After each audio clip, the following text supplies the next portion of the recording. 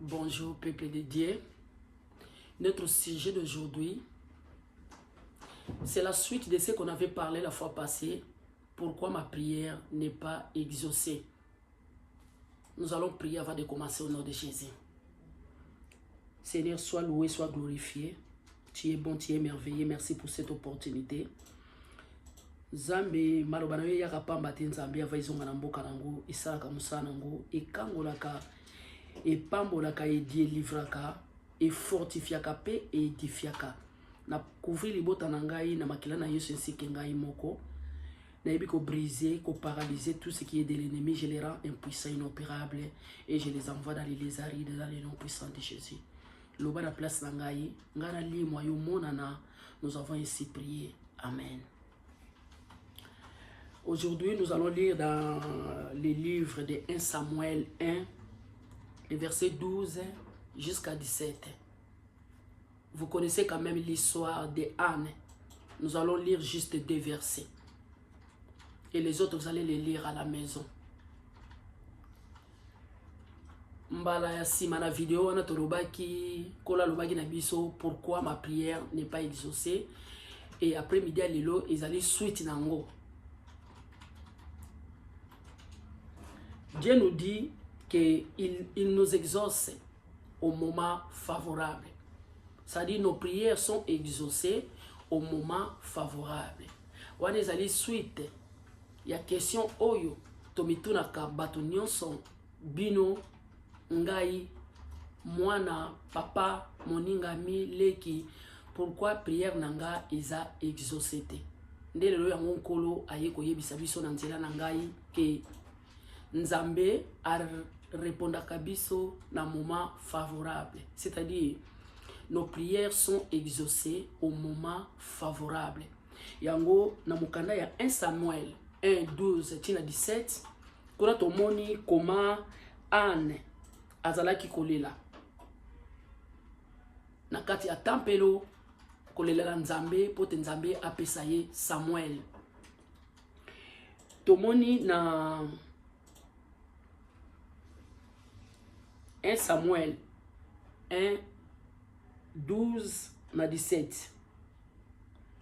Kuna toya komona balobi na biso ke comme elle est restée longtemps en prière devant l'Éternel. Wana dans le livre, il y a 1 Samuel 1, 12 à 17.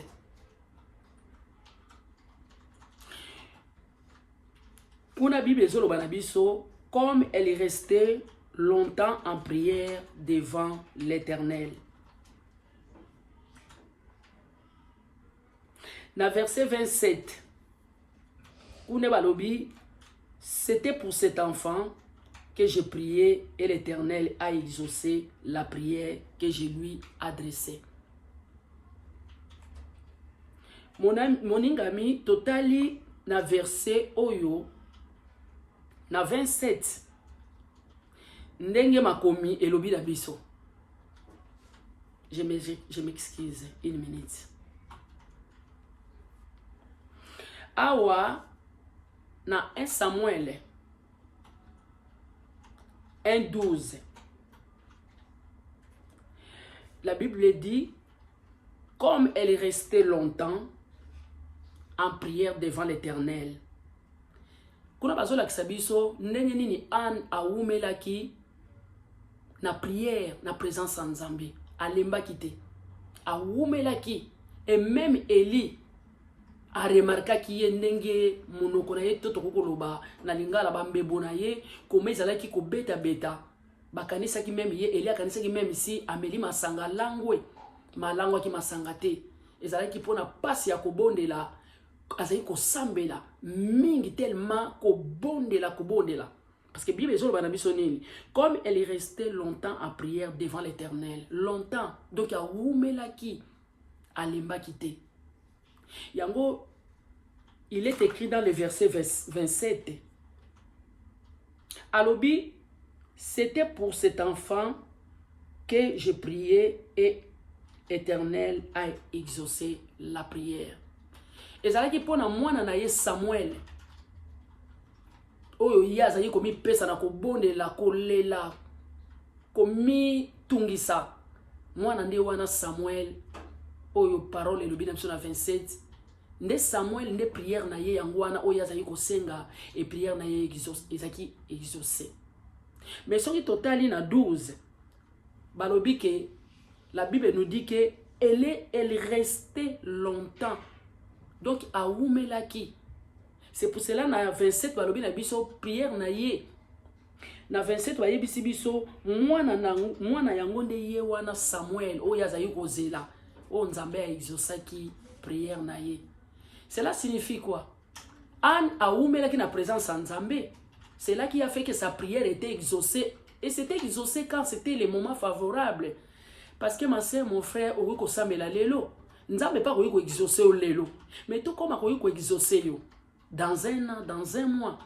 Le problème c'est quoi? La foi, la prière, la patience, ça marche de pair. Ce qu'on oumela na vie à prière, ozo oumela na patience. Oumeli na foi, kanga mutema zelango.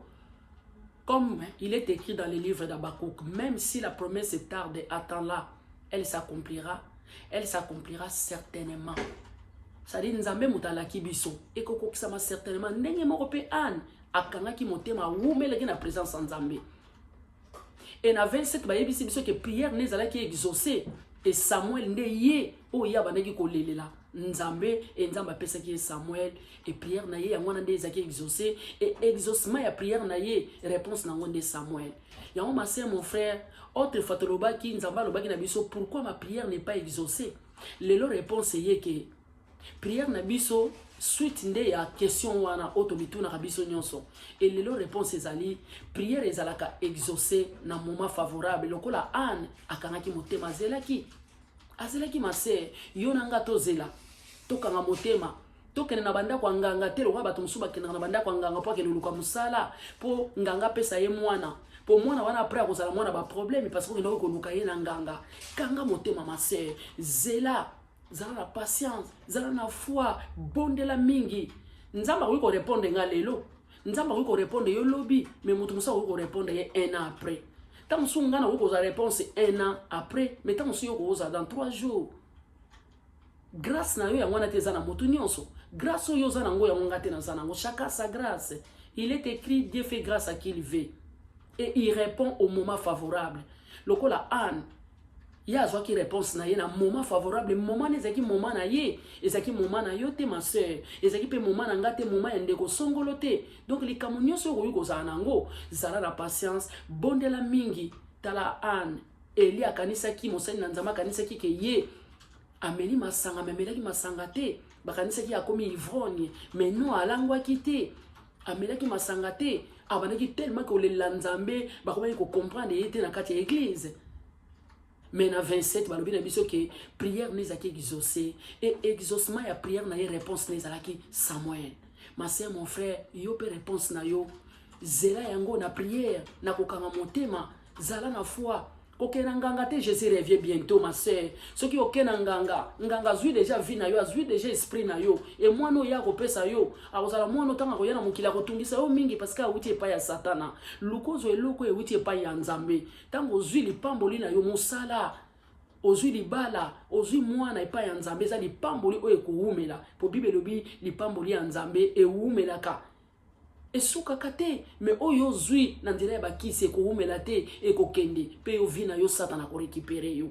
Jésus revient bientôt ma sœur mon frère. Et loko nyonso yo zalango posa kanga motema umela na prière, ana umela na prière. Azwa ki mwana na ye na kombo ya Samuel. Oyo to tunaka, yo tunaka mama mwana moningami, pourquoi ta prière n'est pas exaucée?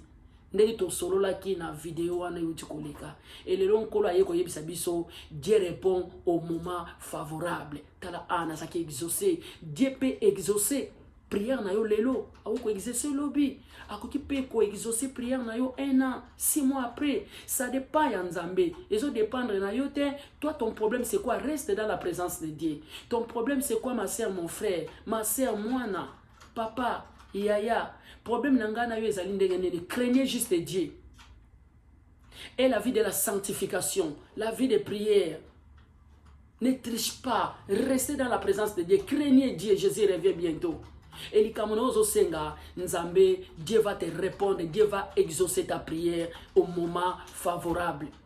Lokola an azoki réponse naye et réponse naye zalaki Samuel kanga motema zala na foi et surtout banga Nzambe parce que Dieu répond Nzamba répondra bato bazo banga ye soko za na présence Nzambe Dieu va venir au secours ma sœur secours à malamu ezali Yesu ezali kisite koluka mona na kisite koluka libala na nganga te koluka mbongo na nganga te kokende luka pe ba voiture na nganga te talela Nzambe akoya au secours na moment favorable akoya ko exaucer prière na yo koluka mukanda na nzela nganga te koluka voyage na nzela nganga te Nzambe akosala na moment ako exaucer yo ma sœur mon frère na moment favorable tika nkolo apambola biso to bondeli Nzambe zo lokumu tozo clôturer lisusu prière na biso oyo exaucement na biso oyo Nzambe oyo towuti kosala exhortation Nzambe tika te moto nyonso ayoki mateya oyo simba ye na motema pe ko simba kaka te me atiango en pratique po bible lobi lobano yaka pamba te avezonga na mboka nango esala mosala tika te édifier parole oyo et fortifier pambola pe kangola parce que Jésus revient bientôt, on connaît pas les jours tika te nkola pambola biso nyonso na nzela ya parole oyo tolobi biso nyonso amen bye bye à bientôt.